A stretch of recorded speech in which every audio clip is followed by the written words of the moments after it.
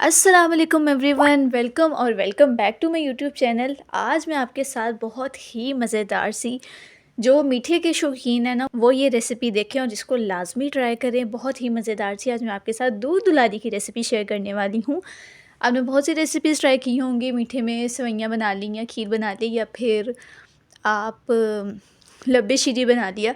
अगर आपने ये नहीं ट्राई की तो इसको लाजमी ट्राई करें, आपने इसका फ़ैन हो जाना है। तो चलिए शुरू करते हैं। अब सबसे पहले तो मैंने ग्रीन जेली और रेड जेली का हाफ पैकेट लिया और इससे बना लिया। इसके बाद मैंने 1.5 लीटर दूध लिया है, एक सेवइयों का पैकेट लिया है, आधा किलो मैंने चमचम लिए है, 4 खाने के चम्मच मैंने फ्रेश मलाई ली है। इसके बाद थोड़े से हमें बादाम चाहिए और 4 टेबलस्पून ही शुगर चाहिए।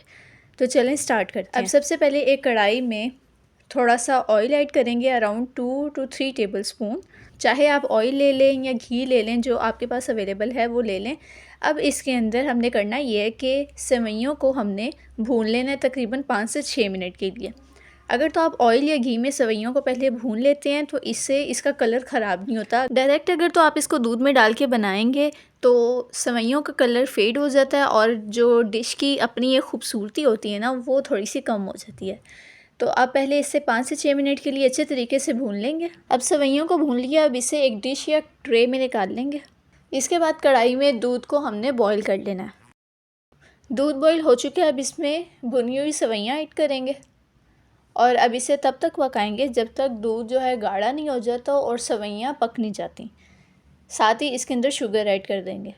शुगर आप अपनी मर्ज़ी से भी कम ज़्यादा कर सकते हैं। चलें जी, दूध भी गाढ़ा हो चुका है, सेवइयाँ भी पक चुकी हैं। अब इसके अंदर मैं दूध की फ्रेश मलाई ऐड करने वाली हूँ।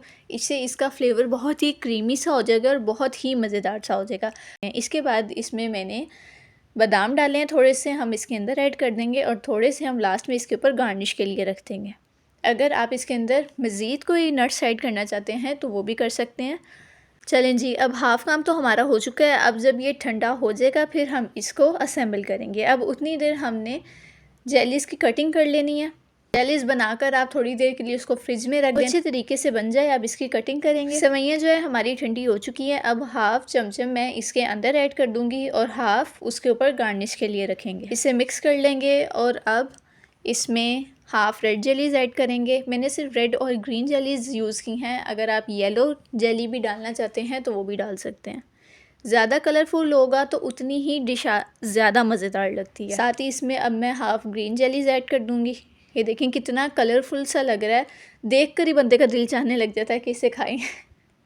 इसीलिए आपने ये रेसिपी लाजमी ट्राई करनी है। अब इसे मिक्स कर लिया है, अब इसे एक बाउल में डालेंगे। सबसे पहले बाउल में थोड़ी सी जेलीज़ डालेंगे। अब इसको बाउल में निकाल लेंगे। इस तरह की रेसिपीज़ बहुत ही मज़ेदार सी लगती है जब आपके घर पे दावत होती है या कोई भी छोटा मोटा सा फंक्शन होता है ना, तो उसमें आप ये बना सकते हैं। अब जिस तरह सर्दियाँ आ गई हैं ना, तो अब शादियाँ शुरू हो जानी है और जब शादियों की आपने दावत करनी है ना तो उसमें आप ये रेसिपी बनाएं, बहुत ही फटाफट से बन जाती है।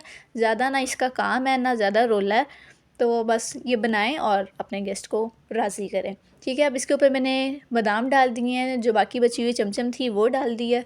अब इसके ऊपर जो बाकी जेलीज़ मैंने रखी हैं वो भी डाल देंगे ताकि इसकी खूबसूरती में मज़ीद इजाफ़ा हो जाए।